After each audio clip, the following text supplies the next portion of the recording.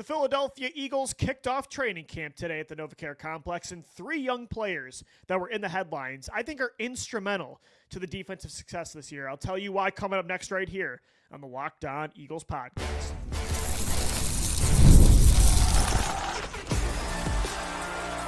You are Locked On Eagles, your daily Philadelphia Eagles podcast, part of the Locked On Podcast Network, your team every day. We thank you so much for making Locked On Eagles your first listen each and every day. Welcome in, Eagles fans, to this Wednesday edition of the show.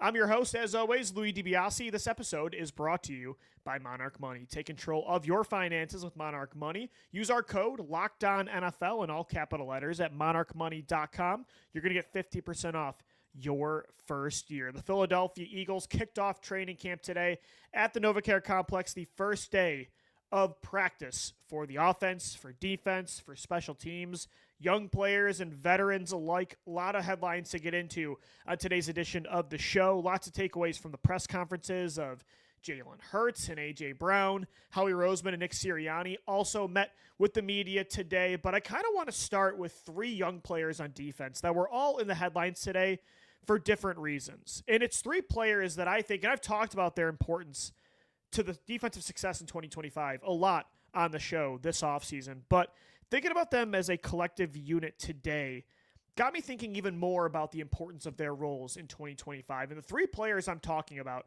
are Jalyx Hunt, Jihaad Campbell, and Andrew Mukuba. Jalyx Hunt, a second-year edge rusher. Jihaad Campbell and Andrew Mukuba, your first two picks in the 2025 NFL Draft. All players, again, in their first or second year, very inexperienced starters of the defense that are stepping into much bigger roles this year than, well, two of them are coming from college, but both of them having big roles from the jump. In my opinion, I think both are going to be starters from week one and on if all things go right. If everybody stays healthy and performs right this summer. Jalyx Hunt is stepping up from a third or fourth player in your edge rotation last year to potentially the second guy, the second go-to guy on the edge opposite Nolan Smith. Like, he is the other go-to player at this position, and I don't think many people expected him to be that guy in year two. I don't think many people expected the Eagles to need to replace Chauncey Gardner-Johnson this year with a rookie in Andrew Mukuba. I don't think many people expected the Eagles to draft a versatile linebacking edge rushing kind of tweener in Jihaad Campbell, who's going to have a big role in this defense. But here we are, and these three guys, like, they have a lot of responsibility to this defensive success in 2025. Like, if the Eagles want to top to bottom continue to be the star-filled defense of 2024 that just have no holes, the three guys in the headlines today, because Jalyx Hunt sounds like he had a really good practice carrying over what he was doing in the spring. It looks like he was consistently getting to Jalen Hurts. Sounds like he's been like their most productive pass rusher so far throughout the offseason. Andrew Mukuba today in the headlines because he was splitting first-team reps with Sidney Brown from the jump to start training camp. And that's noteworthy because Vic Fangio doesn't always do that with rookies. He didn't do that last year with, a Cooper DeJean. He didn't do that with Jalyx Hunt. Jihaad Campbell was in the news today because sooner than we thought, because Vic Fangio said he wasn't going to practice with the team until August, Campbell was already working in team drills today with the second-team defense at inside linebacker behind Zach Baun and Jeremiah Trotter Jr. So all three players that were all positively in the headlines today, and it's very exciting that Campbell seems like he's healthy and ready to go, and Hunt is shining and looking like he's ready to take that Nolan Smith type of year two jump, and Andrew Mukuba is already being trusted to get first-team reps at safety opposite Reed Blankenship. It's good news because, look, on defense, I've said it before on the show, their pillars of the defense are still here, right? Jalen Carter on defense, on the defensive line, and Nolan Smith. Like, those are your two pillars of the front lines. Zach Baun is your pillar at linebacker. To me, Quinyon Mitchell is your pillar in the secondary. Your three or four best players of this defense from last year are still here. I would also throw in Cooper DeJean and even Reed Blankenship to a degree. So it's not like they lost any of their true alphas from last year, but these three players, when you think about it, they're all replacing go-to second or third best players at their position or in their role. Like Jihaad Campbell, I think, is replacing Nakobe Dean, at least early on in the season. Dean started on the PUP list today. I think Campbell's going to be Nakobe Dean's long-term replacement as well as a starting inside linebacker next to Zach Bond. Jalyx Hunt is replacing whoever the third rusher's production is, whether you think that was the third go-to player with Josh Sweat on the defensive line or it's Milton Williams. I think Jalyx Hunt, not Moro Ojomo, is expected more to be the guy that picks up that slack behind Jalen Carter and Nolan Smith. Andrew Mukuba is replacing C.J. Gardner-Johnson, who was a top 3 defensive back, in my opinion, in last year's secondary, only behind Quinyon Mitchell.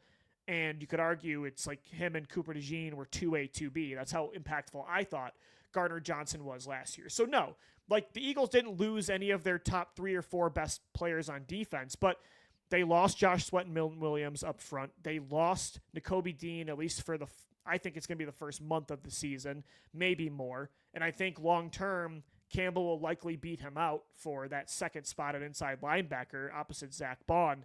And Jalyx Hunt, again, is going to be that guy on the edge to replace Milton and Sweat. Campbell's going to be the guy that replaces Dean. Mukuba, I think long-term, because he was a second-round pick, is who the Eagles want to replace C.J. Gardner-Johnson. So those guys are instrumental this year in keeping the Eagles from I think no matter what, they're going to be a great defense. They're going to be a really good top 10 defense. But if they want to have a chance to still be the number 1 ranked unit like they were last year, that has just no holes, and their 5th and 6th and 7th best players like they were last year could be top 3 or 4 players on other defenses like a Josh Sweat, a Milton Williams, a C.J. Gardner-Johnson.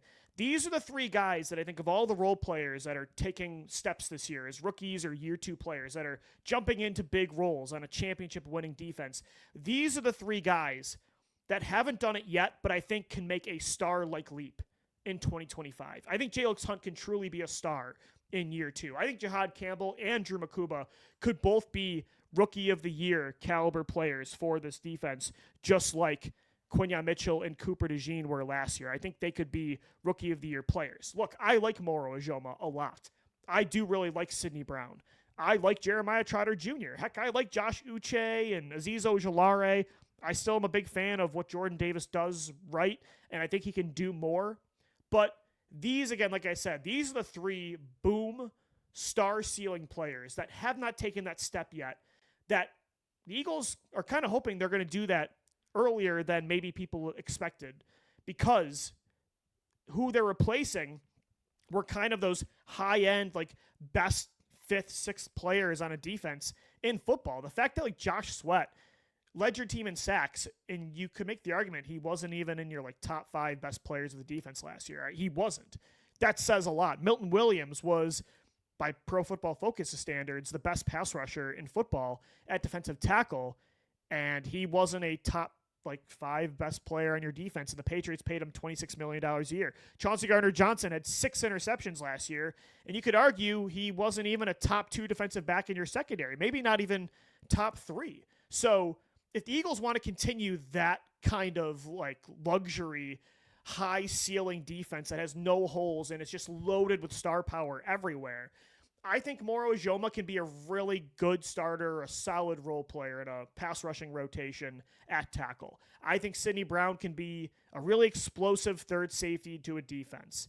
I think Jeremiah Trotter Jr. can hold his own as a high floor starter at inside linebacker. But again, if they want behind their actual pillars, their actual star alphas, more stars even behind them, like legitimate second or third players at a position or in a role that are stars in their own right, if they want to continue that kind of luxury, that kind of deep defense, Jalyx Hunt, Jihaad Campbell, and Drew Mukuba are the 3 guys that I think have the highest ceiling this year that haven't taken the leap yet. I think those are the 3 guys that I think we're banking on the most to keep the Eagles' number 1 ranked defense ceiling afloat in 2025. Because if not, if they're all good, but there's growing pains, and same with the other role players, this team's going to go from a number 1 ranked defense, probably still the top 5, top 10. But if they want to stay the number 1 defense in football, Campbell, Hunt, and Mukuba, I think, are really crucial, because Gardner-Johnson, Milton Williams, and Josh Sweat, and also Nakobe Dean, who I don't think will start the season healthy, those guys were underratedly instrumental in making that team the number 1 ranked unit in football that terrorized Patrick Mahomes in the Super Bowl. So it's great to hear that Jalyx Hunt has kind of been their best edge rusher so far through OTAs and minicamp and training camp. It's great to hear that Campbell is healthy and ready to go. I love hearing that Mukuba is battling Sidney Brown right now for the starting job. He should be. Howie Roseman said in his press conference today, young players know there's roles to be had. There are snaps to be had. There is playing time to earn. And these three young players, I want to see them grab it because I think they have stars written all over them. I think they have star power, star ceilings. And it's exciting to see all three of these guys at each level of the defense potentially grow into these big roles that are left behind by some really big-time contributors from last year's Super Bowl team. So that was a big takeaway from today's start of camp was Hunt, Campbell, and Mukuba, positives coming from all three of their starts to the season. And that's huge because I think they're going to have big roles this year. And I'm really excited about those three players. All right, guys, coming up next right here on the Locked On Eagles podcast, I listened to Howie Roseman's press conference today after practice, and he said something specifically about using those 13 draft picks they have potentially to improve this year's roster. Howie Roseman's got trades on his mind, as he always does. If he does make a trade to improve this year's chance of the Eagles repeating as Super Bowl champs, what could he be targeting? I have some ideas coming up next right here on Locked On Eagles. Today's episode of the Locked On Eagles podcast is brought to you by Monarch Money. Ever wish that managing your money felt easier? With Monarch Money, it can. Whether you're growing your savings or planning a big purchase, Monarch puts you in the driver's seat. It's like having your own personal CFO, giving you full visibility and control over your finances. Monarch Money is more than a budgeting app. It's a complete financial command center. You can track all your accounts, investments, and spending in just one place. So in addition to managing your money, you're also building your wealth. For me, what was so surprising before I started using Monarch Money and when I started using it was just how much money I was spending on food delivery services, online shopping. It was bad. I'm a big time spender. I've got a vintage hat collection problem. I love to use food delivery services when I'm editing my podcast. It's quick and convenient, but I've been spending a ton of money. Monarch Money helps me manage my finances. Take control of your finances with Monarch Money. Use the code LOCKEDONNFL at monarchmoney.com for 50% off your first year. That's monarchmoney.com, code LOCKEDONNFL for half off your first year. And guys, today's show is also sponsored by Rugiet. Guys, you've probably heard of Viagra or Cialis. Maybe you've even tried them. But if you're looking for something beyond the usual pill, it's time to meet Rugiet Ready. Rugiet Ready is a next-gen prescription treatment designed to amplify arousal in the brain and boost blood flow. Unlike the usual pills that can take hours, Rugiet's 3-in-1 formula dissolves under your tongue and it kicks in fast, on average in just 15 minutes. Effects can last up to 36 hours, so you can stay confident and in control when the moment is right. If traditional options have not worked, Rugiet might be the answer. Over 150,000 men have already made the switch. Head to Rugiet.com/LockedOnNFL. Use the code LockedOnNFL to get 15% off today. That's RUGIET.com/LockedOnNFL. That's Rugiet.com/LockedOnNFL. Promo code LockedOnNFL for 15% off. And to let you guys know as well, individual results may vary. With prescription treatment, compounded drugs are permitted to be prescribed under federal law, but are not FDA approved and do not undergo FDA safety, effectiveness, or manufacturing review. Please visit the Rugiet website for full safety information. All right, guys, thanks as always for making Locked On Eagles your first listen each and every day. Training camp is here.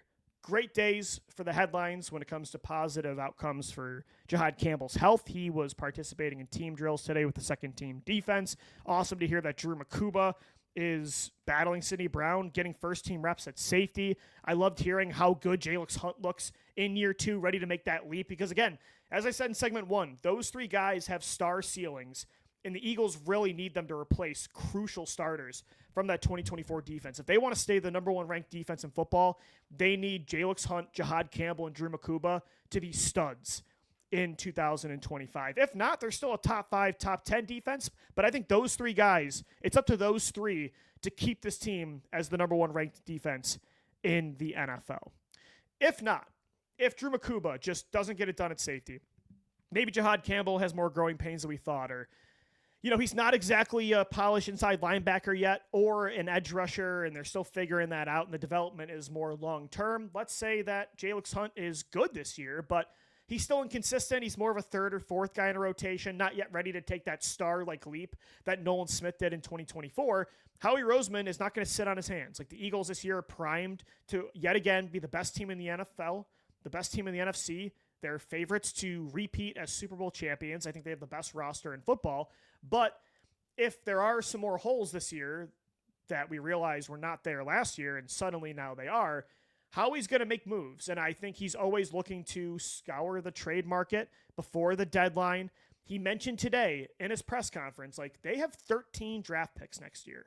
They are not going to draft 13 players, especially not after this year drafting over, 10 players? I mean, they picked 8 guys. Yeah, they picked 8 players day 3, and then they picked Campbell on day 1 and Mukuba on day 2. They picked 10 prospects in 2025. So they're not going to go with 23 prospects in 2 years. That's just not going to happen. Now, of course, as Howie said, you can use some of those picks to kick the can down the road, set up future drafts with more assets. You can use those picks next year to move up in the draft and prioritize quality. Go for a prospect you want to trade up for in the first or second round. But you can also use some of those draft picks, and I want them to do this. You can use some of those draft picks as well to help the 2025 run. And when you have 13 picks, I would like to see them use at least a couple on, even if it's a rental, a deadline player. Look, I know it didn't really work out great with Golden Tate. It didn't work out super well with, it worked great with Jay Ajayi, so it has worked in the past in 2017. It worked okay with Golden Tate, caught a game-winning touchdown in a playoff game. So while he wasn't worth a third-round pick, he helped you win a playoff game in 2018. It didn't really work that well with Kevin Byard. But for me, I like the idea. I like the idea of a team going for it, trying to win a Super Bowl, and trying to add one last piece to put you over the edge, because it did work with Jay Ajayi. The Eagles do not win a championship, in my opinion, in 2017. They don't win their first Super Bowl without Jay Ajayi. So if they decide to do that this year, and this year they can have their cake and eat it too. They're still going to have a lot of draft picks if they move a 4th or 5th round pick for a player, or a couple picks. If they move 2 draft picks for a player this year, they're still going to have 11 picks next year. So Howie Roseman has set up, with the quantity of picks he's collected, it allows him to be aggressive for the now, but also be objective and maintain long-term assets, the quantity of long-term assets that he wants. It can help him build for the future and for the present.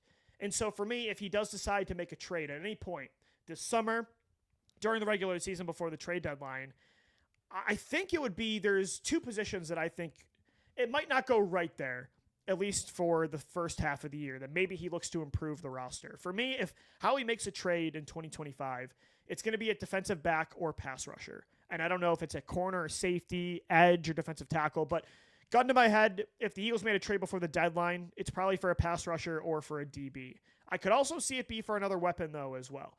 And naturally, once I hear him start talking trades, I start thinking about teams that might not be competing for titles this year, might be out of the playoff race by the time the deadline gets here. Who are some players that you should watch out for? Who are some players at DB, pass rushers, maybe some weapons? I kind of went around the league just listening to that press conference and came up with 4 players that I think these 4 players would make the most sense if the Eagles are looking to make a noticeable trade this year. And it's not for like a star. It's not for a Trey Hendrickson, right? Although you never know with that. We'll see what's happening, because he's not going to play for Cincinnati this year. 4 realistic players, though. One was just in that graphic for our YouTube viewers, like Budda Baker. Let's say Andrew Mukuba, he can't stay healthy this year, or he's not like a top 2 safety yet on defense. And Sidney Brown is still just an erratic player that's, just still kind of undisciplined, makes some flashy plays, but makes a lot of mistakes. Maybe the Cardinals aren't in the playoff race this year. That's a really good division. I think the 49ers are going to bounce back. I think the Rams are the second best team in the NFC. Maybe the Rams are like, they have 6 or 7 wins again this year, and they trade you Budda Baker. I mean, he's been linked to the Eagles in past years in trade rumors. I could see that. Another team that I thought a lot about, because I think they're going to be the worst team in football, the Eagles could look to take a player from, are the New Orleans Saints. Like Cameron Jordan. Yeah, he's 36 years old. And this would be very similar to like what they did with Ndamukong Suh and Linval Joseph in 2022. But I wouldn't mind adding like a veteran like this to a young defensive line room. Cameron Jordan still had 4 sacks last year. He had, just a couple years ago, he had 8.5. So, yeah, he's 36 years old. I wouldn't expect him to be an every down player. But if you added Cam Jordan as like a fourth guy in the rotation on the defensive line, I think he could still do some damage there. Like, I think that would be an interesting move. Another player I thought of on offense for the Saints, a player that, again, it's more of a luxury move than a necessity, but imagine Rashid Shaheed being added to that receiver room with A.J. Brown and Devontae Smith. Rashid Shaheed has legit 4.3 speed. He's one of the best deep threats in football. Imagine adding that kind of niche role, an elite burner, to an offense that's really good at the deep ball, has two of the best receivers in football next to him, and Devontae Smith and A.J. Brown. If a team has to worry now about Rashid Shaheed, like, it's part of why I really wanted Quez Watkins to work in this offense, because that's always the third style of receiver I want next to Brown and Smith, is a speedster like that. Because then, like, if you worry about Smith and Brown and Goddard, the fourth or fifth guy in this offense is somebody that can run a 4.3, and like safeties have to be worried about that too. It can just open up so much for this offense. And this offense can open up so much for him. He's only got 1 year left on his deal. The Saints have a lot of cap issues. And again, they're rebuilding. If the Eagles offered the Saints like a fourth or fifth round pick for Rashid Shaheed at the deadline, if they're out of it, that's an interesting player for me. I would be really excited about the possibility of Shaheed in this offense. And then one other player I thought of, like Greg Newsome III, the Cleveland Browns versatile corner that's played, some slot corner and has played outside, a former first-round pick that maybe isn't in Cleveland long-term. They have also multiple pieces at cornerback outside of Greg Newsome. He's been in the trade rumors for a couple years now. Like, those are the four guys. Because of what the Eagles have at corner, safety, defensive line, they're really young, and maybe not everybody pans out and they want to add another proven role player. Those are four guys I could see at some point that's realistic for the Eagles to add. I could see Howie trying to trade for a Budda Baker, Cameron Jordan, Rashid Shaheed, Greg Newsome. I really like those ideas. My favorite one, honestly, and it's the one they probably need the least, but Rashid Shaheed, that idea really excites me. I was just thinking about that during the press conference because, again, like Howie said, they have 13 draft picks, and there's no way they're using them all. I would like them, this offseason, they really prioritize the long term over the short term. They've learned from 2018. I love that, but I would like to see like one move to go in for the now, to go in for the repeat. And I think they kind of did that, bringing Goddard back on a 1 year deal, but I'd like to see another aggressive move if they need to. But again, first, let's see what these young guys can do, the players you signed to be role players on both sides of the ball. But there's some guys out there, like I just mentioned, that can be had, and you can have your cake and eat it too. You can still have a lot of draft picks for the future as well in 2016 and beyond. All right, guys, coming up next right here on the Locked On Eagles podcast, we'll wrap up this Wednesday edition of the show talking about QB1. I thought Jalen Hurts had a really impressive press conference today, and it showed off the intangibles, the things you can't quantify that make him special and really poke a hole in a lot of quarterback debates. I'll tell you why coming up next right here on the Locked On Eagles podcast.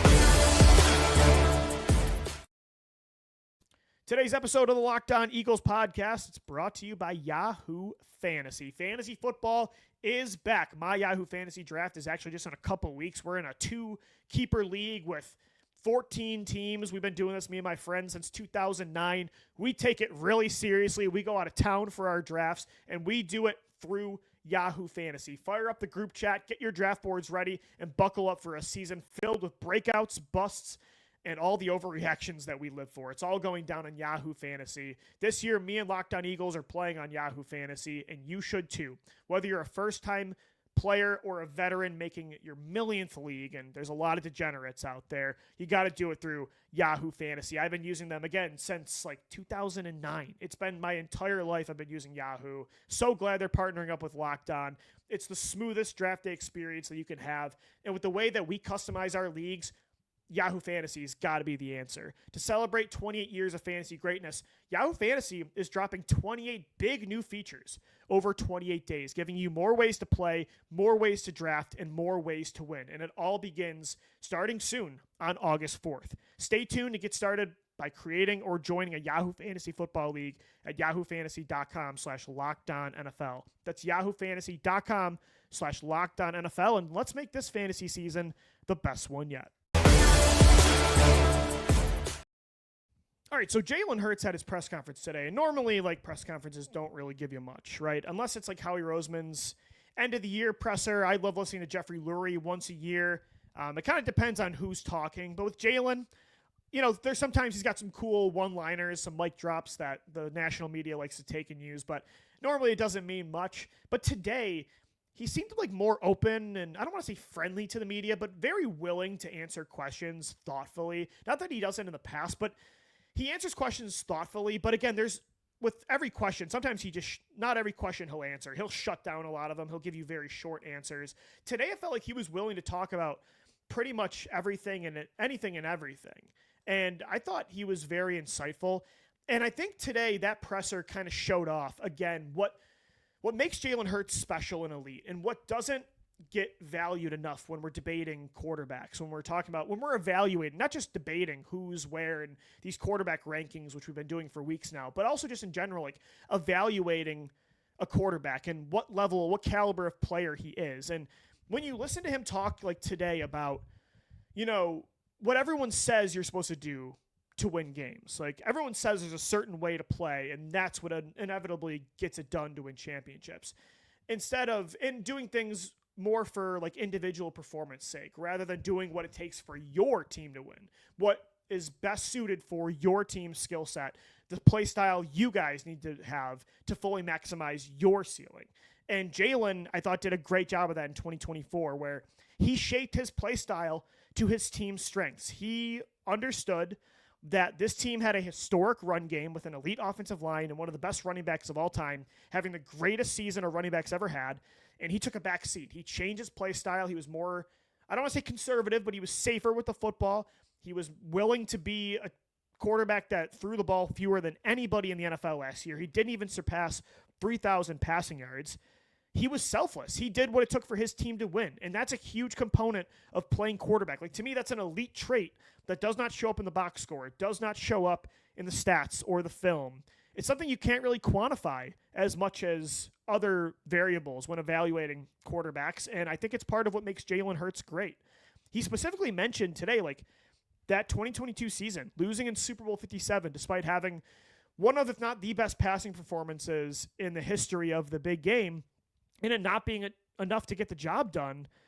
Like, he said it's crazy how much that loss changed him in such a positive way. Because he talked about how that game, he had those numbers, he had those stats, and they didn't win. So none of it matters. It made him even more selfless as a player. It made him obsessed with winning at all costs. And again, that's why I value and appreciate Super Bowl 57 so much now, looking back, even as painful as it was at the time, because without that win or loss, you don't have this past win in Super Bowl 59. You don't have, I think, this version of Jalen Hurts that's evolving his game even more to be this elite game manager that still is aggressive and just picking and choosing his spots better and is selfless and is prioritizing team winning over everything else. Like, listening to him talk about that today made me value Jalen even more. It's like, yeah, that's what you need to do as a leader of a face of a football team.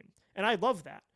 I will say at the same time, though, your team is also built to be a strong passing game. So I would expect them to be more consistent this year in the passing game, especially after seeing Jalen do it in the most important spots. Like, we saw Jalen's growth down the stretch last year, starting with that Pittsburgh game. And then when there was more on his plate, including in the Super Bowl, he got the job done. Because I will say, Jalen knew last year to win games, it mostly took running the ball. But guess what?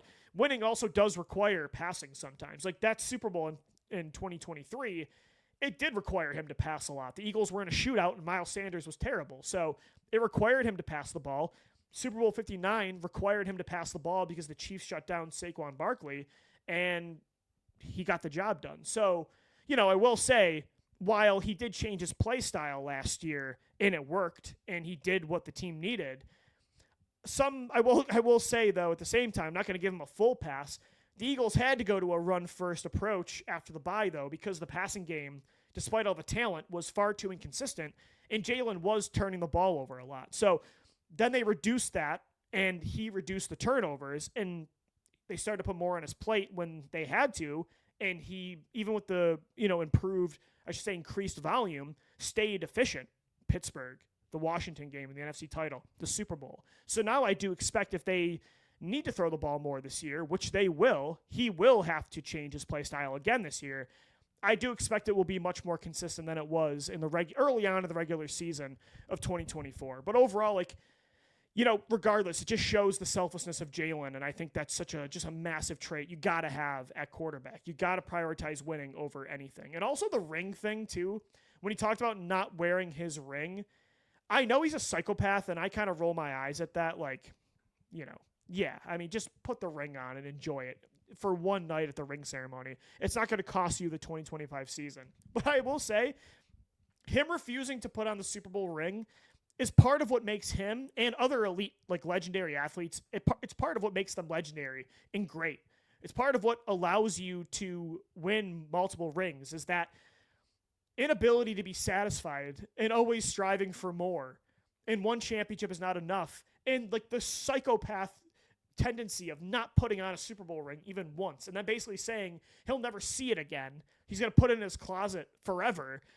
That's crazy man behavior, but I love it. I love hearing Jalen Hurts say that because, again, he has a Michael Jordan, Kobe Bryant, Tom Brady kind of mentality, and it's another thing you can't quantify that I truly believe makes Jalen Hurts special and an elite football player.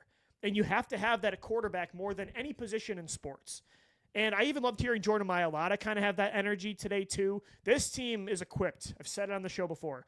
This team is the best Eagles team I've ever seen when it comes to being equipped to run it back and to potentially turn into a dynasty or win. I hate using that word, at least win multiple rings or compete for multiple rings with consecutive seasons in a row, not suffering any sort of collapse or regression. And I thought Jalen's presser today, if you haven't watched it, go back and check it out. I think it really does put on display the, again, non-measurable things that make him special as QB1. All right, guys, that's gonna do it for today's edition of the Locked On Eagles podcast. Thanks so much for making us your first listen each and every day. Still got 2 more shows for you this week by myself, and we also have our squad show live on YouTube tomorrow at noon. Until then, thanks so much for downloading, watching, and listening, and let's go Birds. Fly, Eagles, fly.